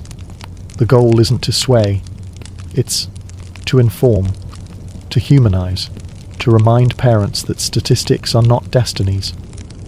Now let's address a hard, honest question. Would you choose this life? That's what many prospective parents ask themselves. Would you choose a child who might need lifelong support? Who might not fit into the mold? Who might never live independently? And here's the thing. No one can answer that for you. But here's another question. Would you choose love if it came dressed differently than you expected? Because that's what most parents of kids with Down syndrome say, again and again. It's not what I expected. But I wouldn't change it. Let's visit a real story. In 2014, an Australian man named Samuel Forrest was told, minutes after his son Leo was born, that the baby had Down syndrome. His wife gave him an ultimatum, either place the child for adoption or leave. Samuel chose his son. He left the hospital, filed for divorce, and launched a GoFundMe to start a new life with his baby. The campaign went viral. People from all over the world donated, letters poured in, and little Leo grew up wrapped in love. That's the power of choosing in when the world expects you to opt out. Now, science isn't the enemy here. In fact, advances in genetics have also led to improved medical care for people with Down syndrome, early detection of heart defects, better understanding of immune system challenges, even exploration of therapies to delay cognitive decline. Research is being done not to eliminate Down syndrome, but to support those living with it. But there's a line, a hard, bright line, and it lives in the question, are we using science to support difference or to erase it? Let's imagine a future. It's 2050. A couple goes in for a routine prenatal scan. They're offered a full genetic profile of their fetus, including probability scores for intelligence, athleticism, and yes, neurodiversity. The doctor shows them the results. This one, she says, has a 98% chance of being neurotypical. This one, 87% chance of trisomy twin. What happens next? We don't know. That future hasn't been written yet, but it's being drafted now, in policy, in conversation, in silent decisions being made every day in clinics around the world. And so we return to the present, to one final image. A young couple stands in a doctor's office, holding hands tightly. The screen on the wall shows a heartbeat. The doctor clears her throat. "There's something I need to tell you," she begins. Outside the window, a school bus rolls past. A boy with Down syndrome sits in the back, nose pressed to the glass, waving at the clouds. The choice hasn't been made yet, but the world outside is waiting, with stories, with faces, with facts and feelings and futures not yet lived. In the next section, we'll step into that future. What does inclusion look like in 2025? What still needs to change? What kind of world are we building, not just for people with Down syndrome, but with them? But for now, let the hum of machines soften into silence. Let the questions float, unanswered, for just a moment longer. You are still listening, and that matters. The beeping machines and glowing lab screens fade into the background, replaced now by something quieter but more powerful, the steady hum of daily life. You've arrived back in the present day. It's Panapa. What should it look like? Tonight, we examine inclusion, not as a buzzword, not as an educational policy, not even as a hopeful campaign slogan, but as something that must be lived, tested, and built into the very structure of society. Not just for people with Down syndrome, but with them. Let's begin with a simple truth. Things are better than they were. That's your historical fact. In many parts of the world, people with Down syndrome today live longer, healthier lives than at any other point in history. They have access to medical care, education, therapy, employment opportunities, creative outlets, and in some cases political atlasy platforms. There are more support systems, more allies, more conversations, more visibility. But if you scratch beneath the surface, you'll see the cracks. Because inclusion on paper is not the same as inclusion in practice. Having the right to attend a public school doesn't mean you'll have a teacher who understands how to help you thrive. Being allowed to apply for a job doesn't mean employers will see past your diagnosis. And just because someone smiles and says, "We're all the same," doesn't mean they know how to invite you into the group chat. That's the great challenge of 2025, moving beyond tolerance to true participation. Let's talk about education. Many schools now promote inclusive classrooms, where students with Down syndrome learn alongside their peers. Theoretically, this benefits everyone. It fosters empathy, normalizes difference, and gives all students access to diverse minds and hearts. But here's the problem. Many schools are underfunded, teachers undertrained, and support staff overworked. An inclusive classroom without resources becomes just another place where students are physically present but emotionally isolated. A boy with Down syndrome might sit in the same room as everyone else, but with no one talking to him, no one adapting materials, no one noticing when he gets overwhelmed. Here's your scholarly debate. Should inclusion always mean full integration, or should some students receive specialized support in smaller, adapted settings? Some argue that pull-out programs, where students with disabilities get one-on-one support outside the classroom, can stigmatize and separate. Others say those programs are essential for real learning and confidence building. The truth, of course, is that there's no one-size-fits-all. Inclusion, by definition, must be flexible. Let's imagine a better approach. In one school, there's a team meeting every month to review each child's individualized education plan, IP. The student is invited to participate in the conversation. The math teacher attends because they care. The art teacher brings in examples of projects adapted for fine motor challenges. The classroom assistant shares notes on what makes the child laugh and what makes them shut down. The parents bring cookies. Everyone smiles, because this child is not a project. They are part of the school family. That's inclusion. Let's shift to employment. Despite progress, the unemployment rate for adults with Down syndrome remains high. Not because they can't work, but because they often aren't given the chance. Employers worry about productivity, social dynamics, or not knowing how to help. But when given the opportunity, people with Down syndrome consistently prove themselves as reliable, enthusiastic, and loyal workers. Some companies are starting to catch on. Brands like Walgreens, Home Depot, and Microsoft have launched inclusive hiring initiatives. Small businesses too are opening their doors. Coffee shops, bookstores, animal shelters. There are also programs that provide job coaching and ongoing support to help adults with Down syndrome not just get jobs, but keep them. Still, there's a long way to go. That brings us to your fringe tidbit. In 2022, a new app launched that functions like LinkedIn, but specifically for neurodivergent individuals, including those with Down syndrome. It allows users to create profiles with video intros, highlight skills that don't fit traditional resumes, and connect directly with inclusive employers. The app is gaining traction and already changing lives. Why? Because sometimes the gatekeepers just need a new gate. Here's a little humor break. One employee with Down syndrome, working at a bakery, was asked what his favorite part of the job was.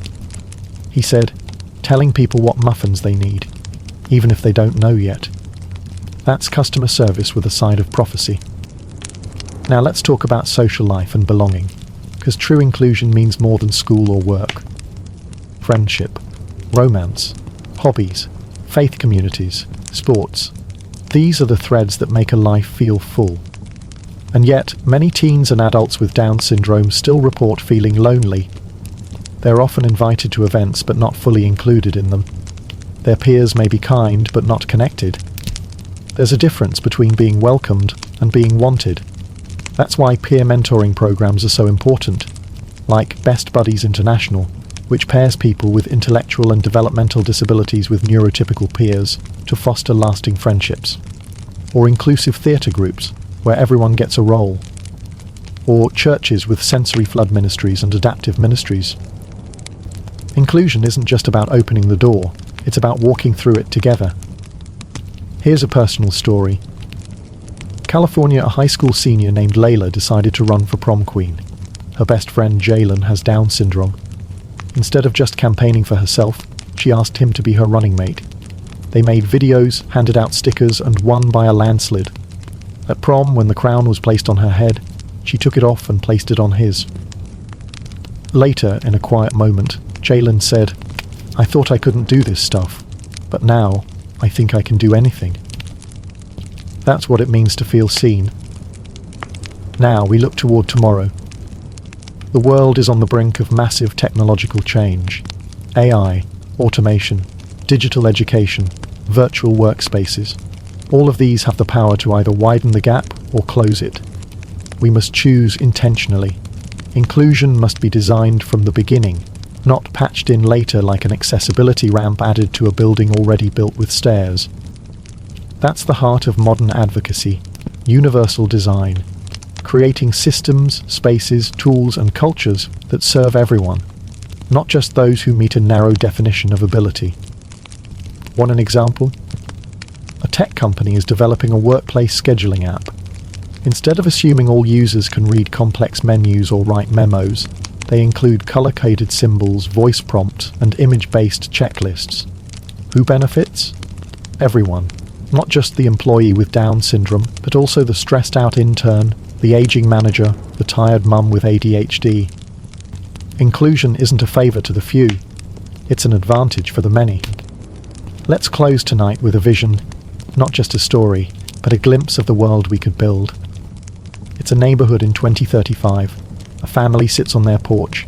Their daughter with Down syndrome just came home from her job at a local garden center. She drops her work boots by the door, grabs a soda, and sits down to talk about her day. Her brother asks her for relationship advice. Her dad teases her about her latest playlist. Her mum asks if she wants to take a class at the community college. She shrugs. Maybe. She's not extraordinary. She's not tragic. She's just... That's inclusion. Not something you notice, but something you feel. The kind of world where love doesn't come with conditions, where difference is expected, where everyone has a seat at the table, a voice in the choir, and a path forward. In our next and final section, we'll land this story gently. We'll revisit where we started and offer one last moment of stillness, reflection, and rest. But for now, let the sounds of the street fade, let the school doors close, let the porch light flicker on. You are safe here, and so are they. You feel the slow turn of time carrying you gently back from that hopeful neighborhood porch, back to the soft quiet of this moment, here with me, where the lights are dim, the night is calm, and the story of people with Down syndrome is folding softly into rest. This is our final pause together. A place where the noise of the world quiets and you can simply breathe. Hey, you. Yes, you. You've been travelling with me across millennia, through ancient tombs, through royal courts, through dark corridors of institutions, through the bright stages of today's world. And now, it's time to settle down, close the book gently, and let the weight of all those stories rest. I want you to imagine yourself lying back on a soft bed of moss beneath an ancient oak tree. The stars above twinkle like tiny candles just out of reach. There's a warm breeze, soft and steady, brushing your skin like a whisper. Somewhere nearby a river murmurs a gentle song, flowing steady and sure. You are safe here. The world outside may be complicated, unfair, even scary sometimes, but here, in this quiet space, everything is calm. Now, think of the people we've met in our story. The child buried so carefully in that ancient Irish tomb, the boy with a carved wooden spoon, the young woman breaking down barriers on the silver screen, the families who refuse to give up. They are all part of this breath you're taking right now. Their stories are a thread weaving through time and space, connecting you to something bigger. Maybe you feel the smile of that child with Down syndrome who loved birds. Maybe the hug of a mother who held her child close when the world said no. Maybe the laughter of the young man dancing at prom, or the quiet strength of the woman crocheting a scarf in Seoul. All of that, love, courage, hope, is yours to carry. It's okay if your mind wanders now. That's what rest is for. Let the stories drift like leaves on a stream, sometimes swirling, sometimes floating still. You don't have to hold on to every word. You don't have to have all the answers. Just be here. Just breathe. And if your thoughts pull you to worry or questions, imagine them like clouds passing over a wide blue sky. Temporary, ever-changing, never fixed. You can watch them go without chasing. Before you close your eyes, I want you to remember this. People with Down syndrome are not defined by a diagnosis. They are defined by the lives they live, the love they give and receive, the dreams they chase, the smiles they share. They have always been here, in every age, every culture, every story, sometimes hidden, sometimes shining, always human. And so are you. The world is still learning how to make space for all kinds of beautiful differences. It's messy and slow and imperfect. But every act of kindness, every quiet inclusion, every effort to understand adds a drop of light to that slow, steady dawn. You are part of that light now. So let your eyelids grow heavy. Let your breathing slow. Feel the steady rhythm of your heart like a gentle drum, a lullaby from within.